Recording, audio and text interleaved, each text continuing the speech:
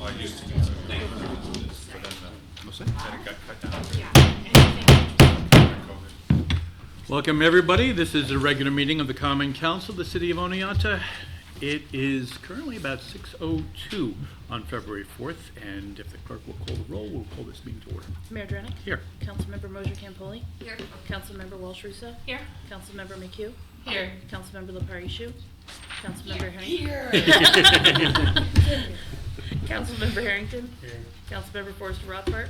Present. Councilmember Matheson? Here. All right, if you would all please join me in the Pledge of Allegiance. I pledge allegiance to the flag of the United States of America and to the republic for which it stands, one nation, under God, indivisible, with liberty and justice for all. Thank you much. Words meaning more and more these days. We are going to slide right into our public hearings, and then we'll move on to our petitioners and correspondence. And there is a public hearing before the mayor to receive comments on a proposed ordinance modifying Chapter 194 of the City of Oneonta Municipal Code entitled Parks and Recreation. This ordinance was laid on January 14th, 2025, and approved by the Common Council on January 21st, 2025. And do we have anyone in the room that would like to speak to this? And seeing no hands, is there somebody? Oh, there you go. Now, let me tell you how this works typically. You get up, you identify yourself where you live, and then go right ahead. Sure. Michelle White, Oneonta, New York. I'm here to support the Oneonta Teen Center.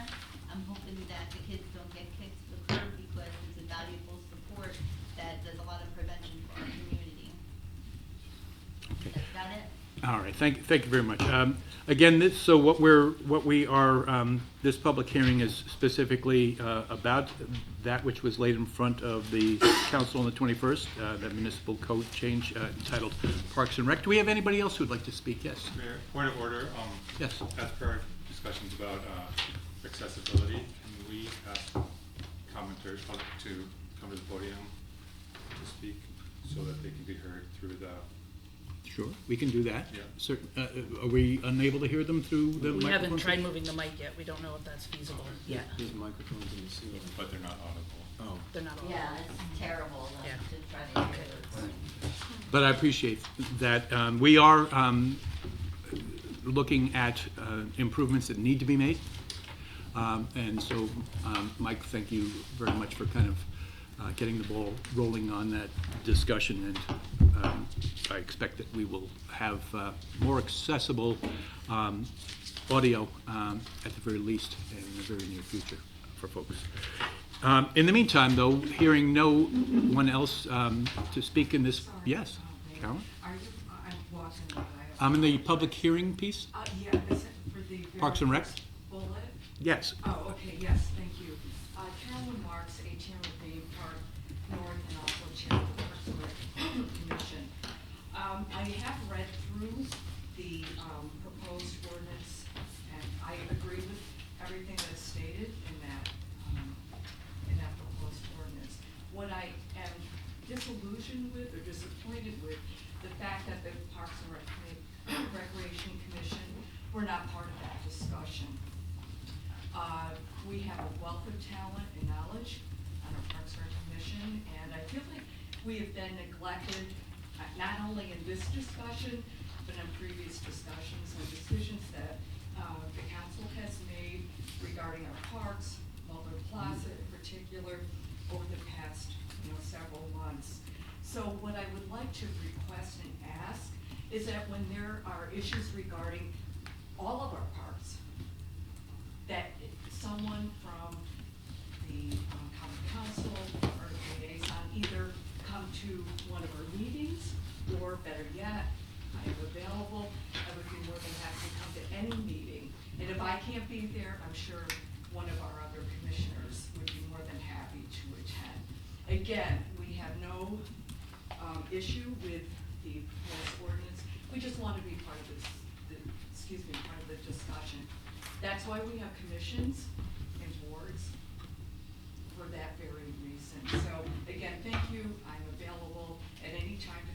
anything that has to do with Parks and Recreation in the future. Thank you. Thank you very much, Carolyn. Have we anybody else who would like to speak on this ordinance?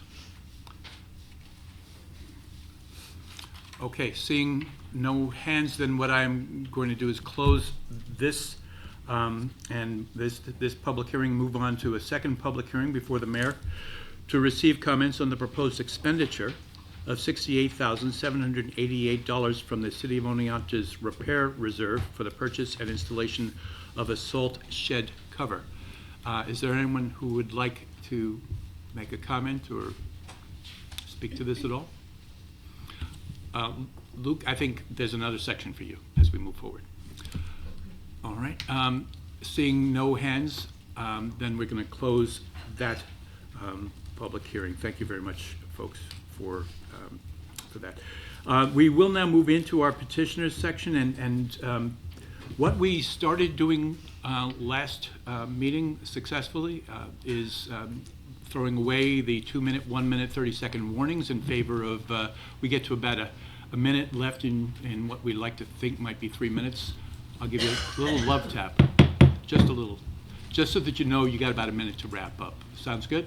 What I'd like you to do, again, is if you'd like to speak, you can speak from where you sit. Just stand up, tell us who you are, where you live. Michael? Can we get them to come up here? And that's the second half of that equation. And or, if you'd like to come up to the podium. And in fact, I'm thinking that we're looking at that as being the preference, if we're able. I'm thinking, I'm rescinding that. We're still working this out. So you're welcome to speak from where you are, or if you'd like, at the podium. Anyway, with that, we'll open up the petitioner section. Is there anybody that would like to speak? Luke, was there something that you wanted to say? Yeah. So you just let us know who you are and where you live. Okay. My name is Luke, and I live in Rose Ave, 9 Rose Ave, and I think I feel like we should do it in the way before, before Duke dropped in the teen center. I feel like if we do it the way before, like the city gives us money and stuff for like just for like the future teens, and for my teens, I think we should just do it as it was before. But this time, Leaf is going to be part of it, and yeah. Okay, well, thank you very much, Luke. I appreciate that. Have we anybody else who would like to speak? Yes. Hello, my name is Kyle Thomas Lupita Davis. And you live? I live off River Street on Baker. I'm wishing to speak about the Oneonta Teen Center and its importance as a community. I know that the center is supposed to be being picked up by another organization, and I wish to emphasize, I guess is the word to say, on the importance of this, as it's helped both myself and many kids my age throughout the years, and I wish to hopefully send my future kids to this place, whether it is for mental health reasons or as a safe place to be. And that's about it. Okay, thank you very much. And have we anyone else who would like to speak? Okay, with that, we'll close the petitioner section. And do we have any correspondence? You have one. It's from Marge O'Mara. Says, at our last meeting, the chosen topic for council discussion was density. The peanut gallery was not able to comment. The mayor had photos from the early and mid-1900s. He even showed lace curtains hanging from a second-floor window. Market Street and surrounding streets were home to several businesses: Spalding Bakery, Nesbitt Feeds, La Monica Bowling Alley, and Banana Distributors. It was a booming commercial area. The mayor also pointed out that Oneonta has lost population. Scott Harrington rightly pointed out that our plight is no worse than other upstate communities. People took care of their family. There were no homelessness, no nursing homes. If you needed a doctor, he would come to your house. His compensation might be a jar or jam. Oh, for the good old days. So let's address density. Student apartments grew up to meet the needs of an expanding college population. There are now 72 apartments on Market Street, housing 200 people. Ford on Main has 24 units, Deed Street Lofts has 64 units, Brazils Apartments have 13 units. All along Main Street, second floors and above provide apartments. This has all occurred since the 1980s. My point is that lack of density is actually not an issue. Do we really need more density? Thank you for listening to me. Sent, Marge O'Mara. Okay, very good. And that's the end of the correspondence then? All right. With that then, we are blessed to have our volunteer deer management coordinator, I think that's approximately the title, with us, Susan. A volunteer being the, yes. So from the bottom of all of our hearts, thank you for doing this job. But Susan, if you would kind of bring us up to speed on where we are with our deer management program. Sure. So I first want to report on the most recent thing that we had done, which is the DMAP program. And then I'm going to also just walk through the deer management plan that council had adopted maybe 2 years ago-ish. So hunting, this past hunting season was the first year that we instituted the DMAP program, Deer Management Assistance Program. That was a permitting plan that we applied for through the DEC. We received, well, first we planned where this extra hunting would take place, and you have maps in front of you that show you where that hunting is. That map is also available on the city website. So you can see the parcels of land where DMAPs were able to be used. So I applied for 60 permits. This was our first year, and I thought that was a good number in consultation with the DEC. We use both private land and city-owned land. We had to have a fair process for people getting the permits. So basically it was for the public permits, there were 40 permits available to the public, and it was first come, first serve.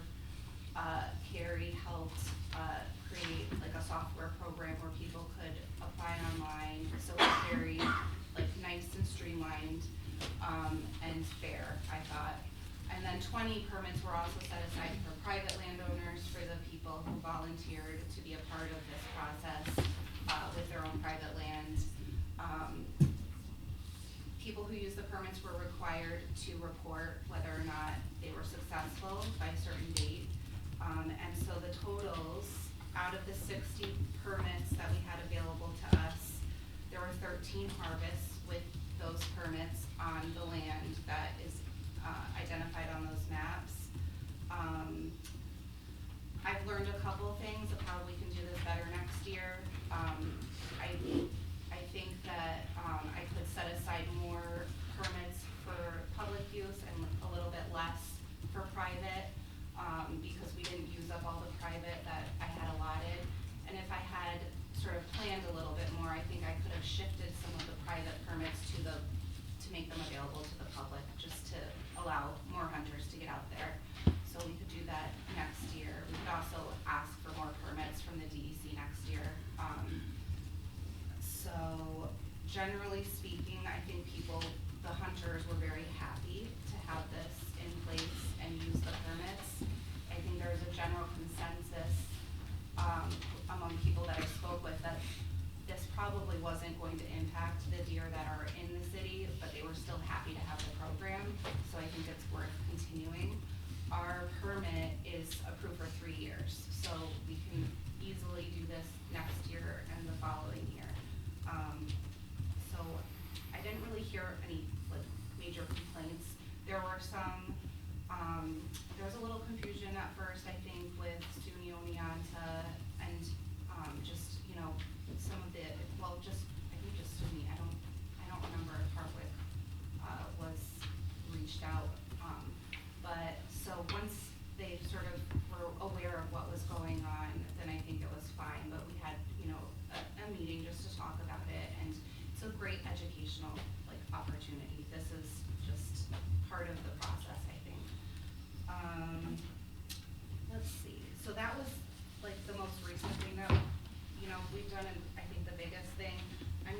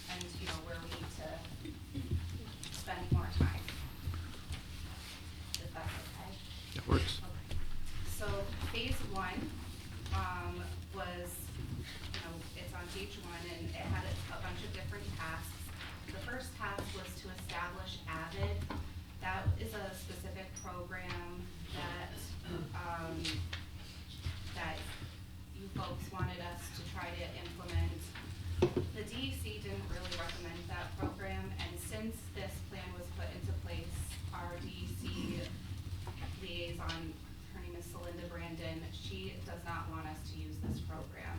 I think it's not going to be funded or something, and she didn't want us putting data into it and spending time with that. She was, she likes what we do have, at least for right now, which is the deer reporting tool and the deer exclosures that we're, monitoring. So we're at least doing something in the meantime. That brings us to the deer nuisance reporting tool that is in place and available for reporting anything and all deer things or deer matters.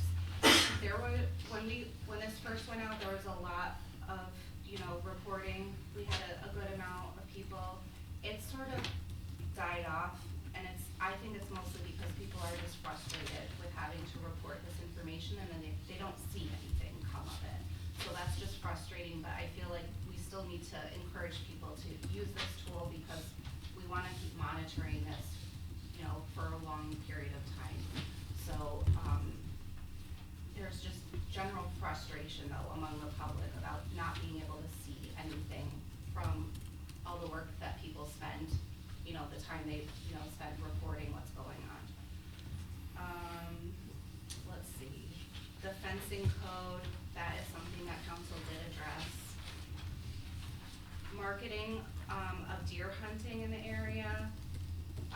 Some of this has occurred through the city website and the city's social media, especially because we did the DMAP program. I also know the city has installed some new signs in some of the watershed area, which make it clear that hunting is allowed. So that's helpful. Education programs, those are always ongoing, and I think we, have more to do there. I know the task force is interested in continuing to help and, go to the farmer's market or, public events when there's opportunities to display, information and do some outreach that way. Let's see, then there was the DMAT permits. So we did make those steps and plan for them, and then so we were in phase 2, or we are in phase 2, and that was all about the DMAT process. So that's happened, and then phase 3 is after phase 2, and still in connection with all the tasks in phase 1 and phase 2. It's not like you stop the education or anything like that. That's sort of what we're planning for in the next phase. Planning for that includes looking at city ordinances to make sure that they don't conflict with any part of this phase of the plan. We did have a meeting with OPD, the city attorney, city clerk, city administrator, and the mayor, and the director of public works to start talking about those city ordinances and seeing what would need to be tweaked. So some work has started there. I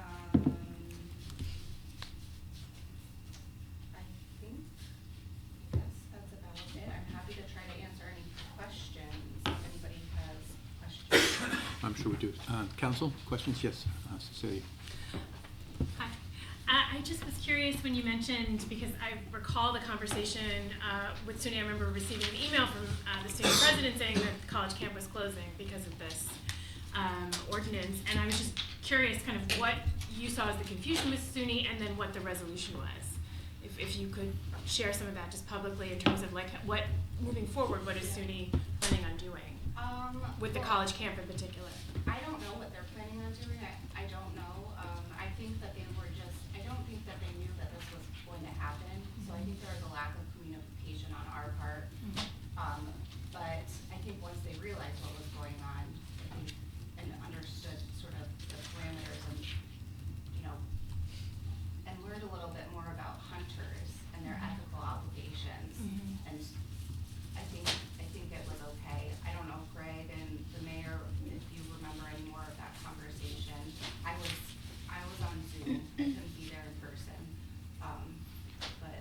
Yeah, so for me, the main takeaway was our need to be more communicative and more early in that communication, but we actually have, would you like to speak to it a little bit? Sure, I think most of our concern was that students would be walking and the hiking trails were that close to the area of hunting, and therefore we did end up putting up additional signage. We did end up closing trails. We knew that people would still like to be in those areas. Our student population, our faculty, our community members use those hiking trails throughout the year. We did send out reminder emails that they should be wearing Blaze Orange, that they should be aware of hunting in the area. We probably would have gotten ahead of it sooner. I don't think the university is, I still don't think the university is entirely comfortable with the fact that they have to close down their trail system because they don't feel like it's safe, but they are making those accommodations with the information that we now know about the expanded permitting. Thank you, Cal. Appreciate that. And, I mean, it is a multi-use, I mean, student has to make their own decisions about their students and safety and everything, but the city-owned property remained open to everybody. So hikers were welcome, dog walkers are always welcome. I know that I was specifically looking for any negative interactions, and so sometimes I did ask some of the hunters if there was anything to really report. And I had one report from one hunter who did see someone walking on a path, and but there wasn't an issue, and I don't think the walker even saw the hunter. I'd have to go back and look at my email to be sure if there was anything else with that, but so I think it's a part of education and how all these uses can exist on the same piece of land successfully. Don? Do you have bar deer roam? Because if I look at the map, this city is here and there's some hunting here, but there's a lot of land around it that, I don't know, can you hunt in? I don't want to answer how far deer can roam because I'm not a biologist. I would ask Celinda, our DEC contact, for the answer. I feel like you'd hear a lot of different answers from different people too. But if there's more land next year that we want to include, we certainly can. So for next year, I want to try to get maybe more private landowners. There's a lot of other land around that's connected to some of this land. If the city has any other land identified that it would like to use in this program, we can certainly add parcels to it to expand. Well, the point is, it's a very small section of, so can you hunt over here and down here? I don't know specifically. I'd have to look at the parcels. It's New York State, so you have to follow, the DEC rules about hunting. So it just depends on who owns the land, really. I mean, from what I understand, generally speaking, New York State land forest that's open to hunters. Yeah, so, I mean, I think my point is that if we're regulating what's going on here, it's not gonna make any difference about the deer that come into the city limits. Is that, Mike, did you have something? I did have a question. Do you have a sense of how many permits, how many additional people there were who wanted permits? There were hundreds of people. There were Hundreds, yeah. I'm very glad that we had the email system, because I could easily see, when someone applied online and just go through it. When someone, this year I had people show me proof that they had approval to hunt too, so they would send me a copy of their statement from the DEC showing that they have a registration number and stuff. That's not required by the DEC, but I just wanted to be a little bit on the safe side,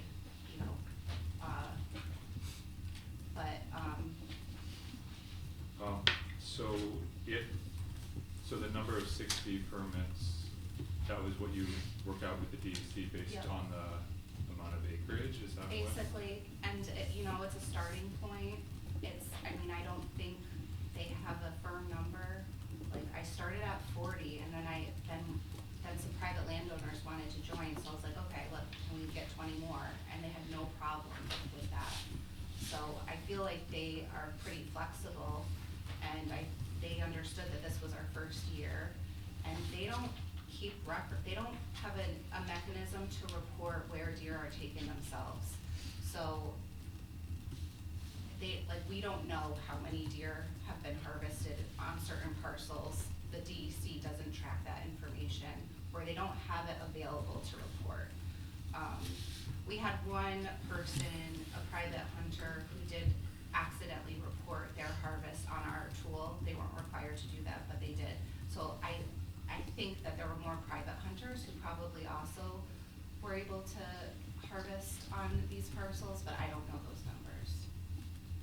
We only required people holding the DMAP tags to report their harvest. I have a quick question.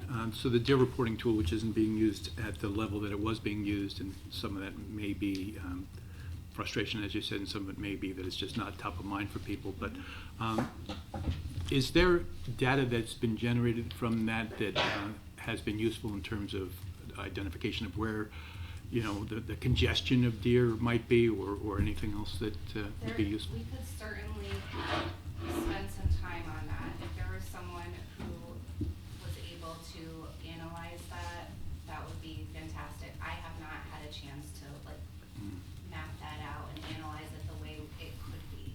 So that would be a huge benefit if we could find someone to do that. Okay, so sounds like a job for the colleges. Yes, of course. So next year, just in terms of timeline and what to expect, when do you get started, like soliciting properties? And I am not a hunter, so I heard like, oh, this is happening, but I didn't really pay attention to when like the permits went out and things like that. Like, what can we expect in 2025 for the DMAP? Well, so the application last year was, I think it was August 1st was the deadline. Right. Our permit's good for 3 years. So, I mean, I would probably, in the summertime, I would want to start identifying any extra landowners who want to participate and reaching out to them. Because if we're adding parcels, then I want to make sure that's approved by DEC. And I don't know that there's a hard August 1st deadline for adding parcels, because in this last time, I added parcels after the deadline. They were perfectly fine with that. So it might be more of a fluid situation as far as adding parcels and adding tags. Okay. But I would want to start figuring that out in the summer. Okay. Okay. Is there anybody else with a question or comment? I did have one more question. Yes, Mike. I remember hearing from landowners around the Lower Reservoir, like residents around the Lower Reservoir, that there were concerns about hunting close to their properties. Did you hear any complaints or issues about that? I haven't heard any complaints about any hunters throughout this whole process. Great. Except initially, with SUNY. Yeah. Would any of that have come to the city? Is there anything that that you would have heard that might not have gone through the? So anybody that came, excuse me, was filtering through our office. We were sending everything directly to Susan. We had a very positive response. The only negative we heard was that there weren't more permits. Right. So. Okay, I just wanted to button that up. Great. Well, Susan, again, the volunteer work, really do appreciate it. It's important stuff. So thank you. All right, we're going to move on to our committee reports, and we have a new committee, Budget Review Committee, chaired by Councilmember Moshe Campbell. And I wonder if you'd tell us what happened. Yeah, so the Budget Review Committee had our initial meeting last week, and it went really well. We started off just by reviewing the directive of the committee, what the charge is and the expectations. We talked about individual expectations as well. And then once we reviewed the charge, we got more into the depths and started talking about how we're going to review the budget. We discussed a methodology for going through the budget, and we're going to be looking at it by services instead of line by line. So at our next meeting, at our upcoming meeting at the start with prioritizing what order we want to go through, coming up with a timeline for that, as well as who we would like to invite as far as department heads or other, folks that might have input for us. And the other thing we talked about was opportunities for public input. So we're gonna have a process, like I said, where we determine what order we'll go through things, and then, what meetings each of those items will be assigned to. And then we'll start our work from there, coming up and developing questions and going through it. And we anticipate that we'll wrap up our work around August. Yeah, so that we'll be ready for the budget season. Yeah, that's very good. Do we have questions, those who may not have either been at the meeting or watched? Does anybody have a question? Well, thank you very much for taking that on, Elaine, and for that report. And Councilmember Walsh Russo, we have the Finance and HR Committee, affectionately known as FARCE, and I wonder if you could tell us what happened there. Thank you, Mayor. We met on January 30th, last Thursday, and pulled a few items for our discussion agenda tonight. And we also had discussions of a few items that we put on the consent agenda that I just wanted to highlight. We had a further kind of discussion on Tyler Technology, and just as another kind of plug, if council members haven't had a chance to check out the presentation that was provided for the Finance Committee 3 weeks ago, something like that, please do so. It was, I think, quite informative. And I have 2 items pulled that I have an asterisk by that says report to council. So I'm not sure quite. For this one, for DPW, it was the contract approval for the cell replacement, and we just wanted to get, I guess, have the council learn a little bit more about this item, even though it's on the consent agenda. And my notes just say report to council. So I think it had to do with the fact that it was included in the budget, but that it was a significant amount. So we just wanted to. Yes, go ahead, please. Sure. So Lilac Cell is how we create our own chlorine. Use salt. It's a chemical process that the equipment converts salt into chlorine. It's an economical way to do it. It's a safe way to do it.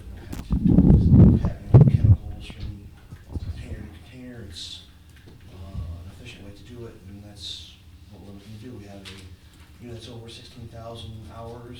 They're estimated to last 10,000 hours, so way beyond the estimated time frame for that piece of equipment, so it's time to replace it. Thank you, Chris. Thank you. And so then the second item that we moved to the consent agenda, but that we wanted to make the council aware of, was the shared services for emergency services with Otsego County. So I didn't know if the fire chief wanted to speak a little bit about that. So this is number 9 on the consent agenda. Just want to add a little context to what this was all about. We've been working on this for about a year between our office at the fire department and the Office of Emergency Services. We both have needs, and so we were looking for a partnership. Right now, with the volunteers, to get a hazmat technician level certification, that's considered a specialty, so that takes a lot of hours of training. Our new recruits, as they come out of the fire academy, they're getting this training. So we have the training, they have the funding for all the equipment that we need. We do not have very much hazmat equipment. We have the very basic hazmat equipment here in Oneonta.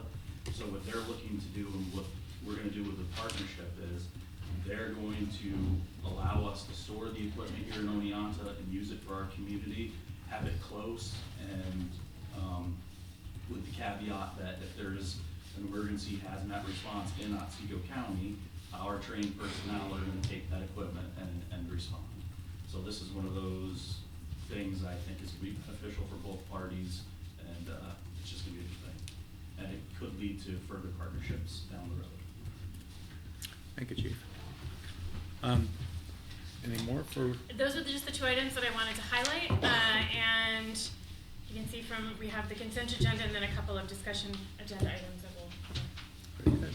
All right, is there anyone with any questions, comments? Thank you very much, Cecilia, appreciate it. And with that, now we will move on to the approval of warrants with motion that the Common Council approves the warrants totaling $487,574.70, and the same be placed on the Finance Director's desk for payment as presented. Do I have a motion to approve?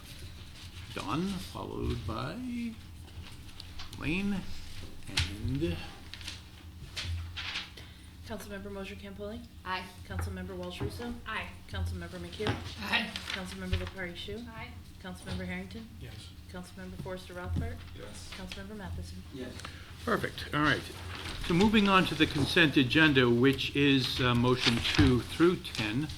I want to just make note of 4 folks that are that I've nominated for boards and commissions. 2 that are returning to us for the Community Police Board, Ari Toby. So thank you very much, Ari, and Sandy Bright on the Environmental Board. And then I want to welcome to the Environmental Board Sean Robinson, and to the Zoning and Housing Board of Appeals, Daniel Sweet. Do I have a motion to approve the consent agenda?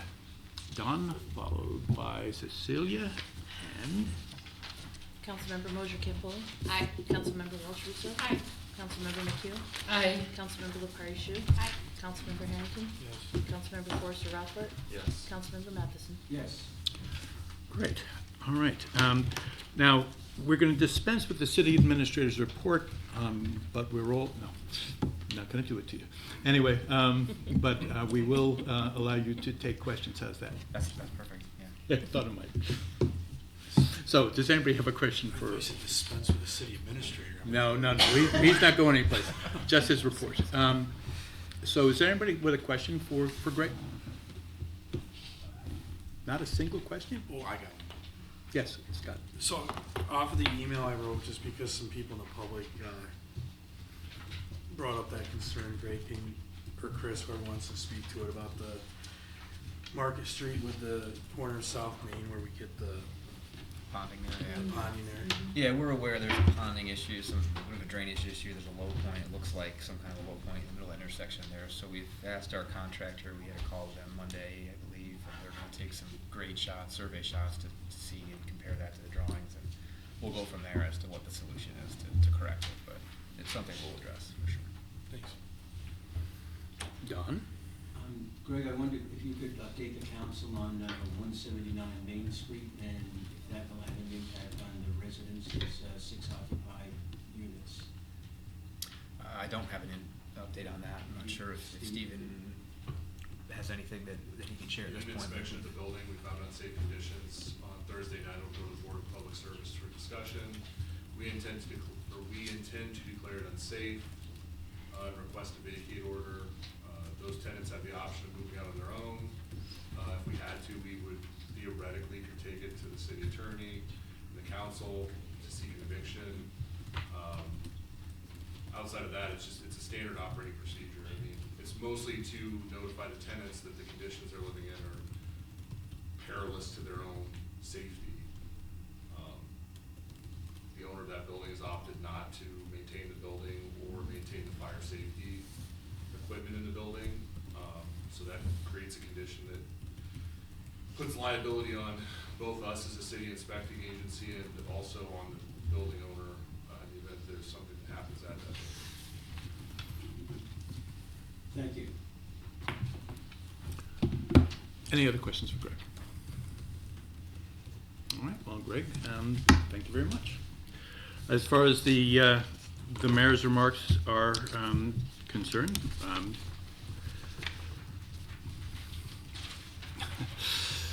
these are tough days, you know. Anybody who's got a television or reads a newspaper, these are tough days. I don't really have much to say here. I will in 2 weeks, and we have the State of the City address, and I invite anybody in the community that would like to attend. Love to see you there, 6 p.m. at the Foothills. Keep the faith. So that's all I've got, believe it or not. And what I want to do at this point is I can give the council 5 minutes if you'd like for we've now moved into this kind of mode after the mayor's finished his remarks, even if he has none, that we would break for 5 minutes, but 5 minutes only for a restroom break. And then we'll be back in 5 minutes. That's 12 minutes to 7. All right? Thank you.